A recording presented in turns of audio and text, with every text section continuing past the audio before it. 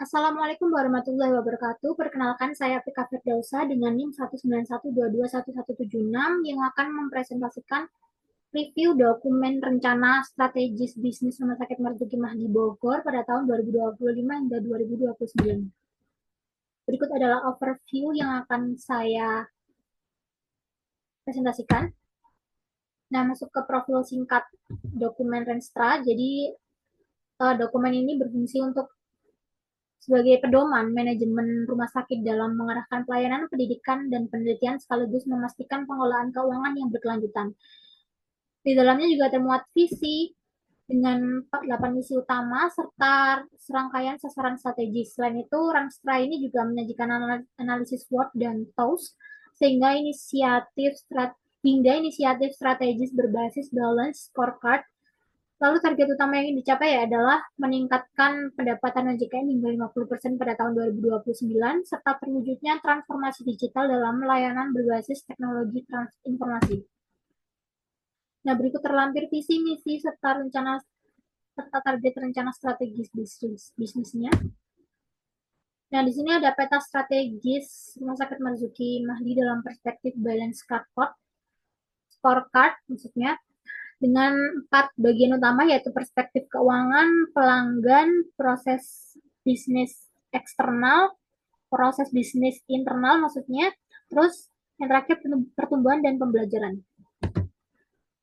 Nah, berikut adalah faktor kekuatan dan faktor kelemahan dalam lingkungan bisnis internalnya.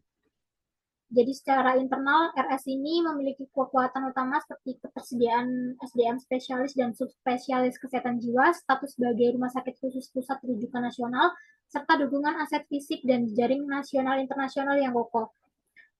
Nilai terbobot kekuatan yaitu sebesar 4,92 yang menunjukkan dominasi yang signifikan dibanding dengan kelemahannya. Namun kelemahan masih cukup terasa dengan skor 3,00, terutama pada aspek budaya riset yang belum optimal, pemanfaatan aset yang kurang maksimal, sistem reward dan punishment yang belum efektif, serta tantangan keuangan akibat EBITDA negatif pada periode sebelumnya.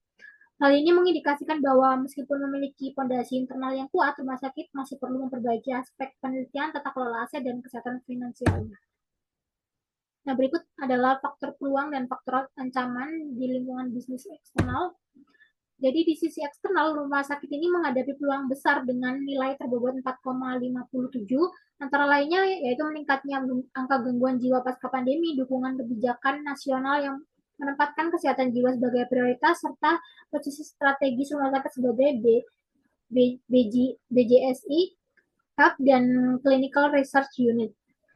Hal ini menunjukkan adanya momentum kuat untuk ekspansi dan inovasi layanan. Sementara itu, ancaman eksternal dengan skor 2,33 ini relatif rendah, yaitu meliputi persaingan dari rumah sakit swasta, pasar bebas tenaga kesehatan asing, serta ketergantungan pada kebijakan BPJS yang dapat mempengaruhi aliran pasien dan pendapatan.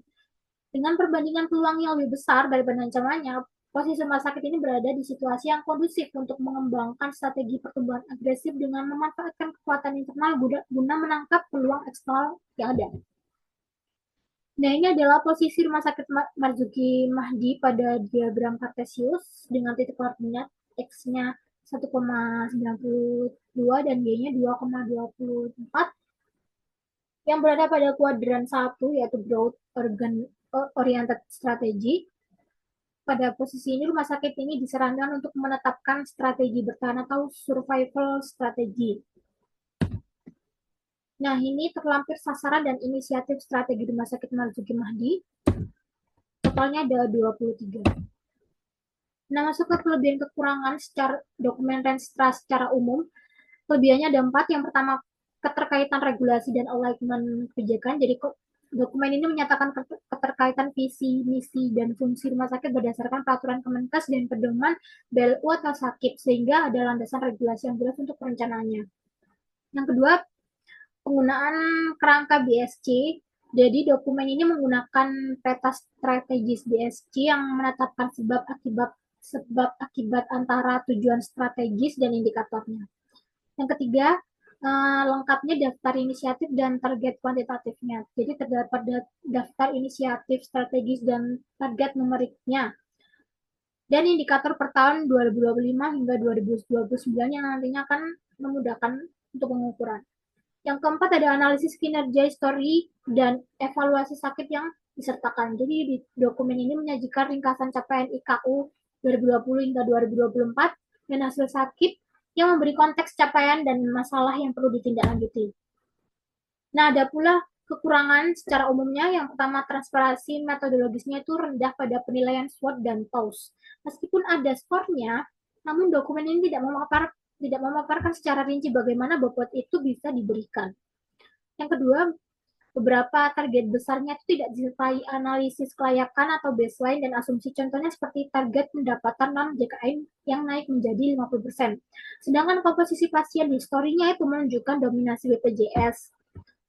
Lalu yang ketiga, rencana anggaran dan perincian biaya itu tidak ditemukan di bagian utama, padahal di bagian penutupan itu disebutkan bahwa dilengkapi dengan rencana penganggaran, tapi tidak ditemukan pada bagian utama. Lalu ini ada kelebihan dan kekurangan pada aspek internal. Kelebihannya yaitu ada daftar kekuatan dan daftar kelemahannya yang cukup komprehensif.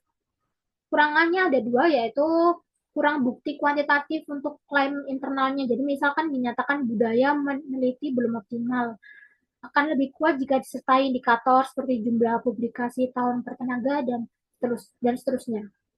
Yang kedua yaitu metode pengumpulan data internalnya itu tidak dijelaskan. Jadi tidak jelas apakah data SDM atau keuangan itu diaudit atau diverifikasi, terus kapan diambilnya dan apakah ada gap datanya. Lalu selanjutnya kelebihan dan kekurangan dokumen berdasarkan aspek eksternal, peluang, dan ancaman. Jadi kelebihannya yaitu dokumen ini merinci peluang dan beberapa ancaman yang menandakan bahwa sudah dilaksanakan scan lingkungan eksternal. Kekurangannya ada dua. Yang pertama yaitu kedalaman sumber datanya itu yang kurang. Jadi beberapa klaim eksternal ini dipaparkan tanpa referensi dan data primer atau referensinya itu berupa tautan akademik yang kurang valid.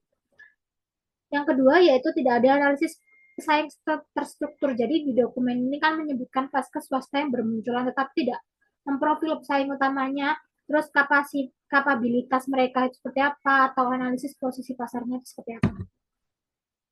Nah, berikut ada usulan perbaikan untuk dokumen registranya. Yang pertama yaitu lampirkan metode dan lampiran untuk SWOT dan TOWS. Jadi dimasukkan lampiran yang berisi daftar faktor SWOT lengkapnya. Terus juga dijelaskan siapa yang menilai.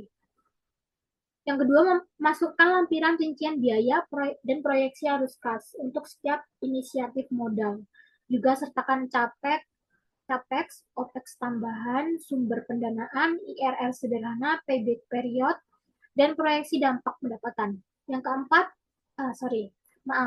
Yang ketiga, analisis sensitivitas pada target pendapatan non-JKN. Jadi dijalankan 3 skenario, yaitu konservatif, median, dan agresif dengan asumsi konversi pasien non-JKN, tarif rata-rata, serta biaya marketing atau peningkatan layanan.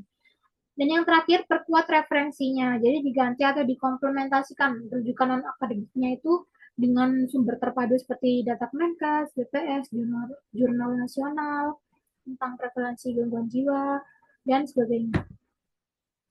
Simpulannya adalah rencana strategi bisnis Rumah Sakit Marzuki Mahdi 2025 hingga 2029 ini merupakan dokumen yang penting dan sudah memuat visi, misi, sasaran, serta strategi berbasis balance scorecard yang terukur. Lalu dokumen ini juga memiliki kelebihan dalam keselarasan dengan regulasi BLU dan Kementerian Kesehatan, serta fokus pada transformasi digital dan penguatan riset. Namun masih terdapat kekurangan seperti transparansi analisis SWOT dan TOWS-nya itu yang terbatas, terus belum lengkapnya rincian analisis finansial dan risiko, serta kurangnya dukungan data ilmiah pada beberapa strategis.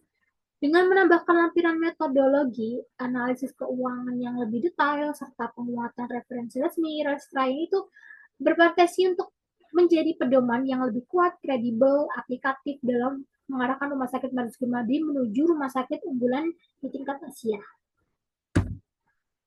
Nah, berikut adalah referensi yang saya gunakan. Terima kasih. Mohon maaf apabila ada salah kata dan kekurangan. Wassalamualaikum warahmatullahi wabarakatuh.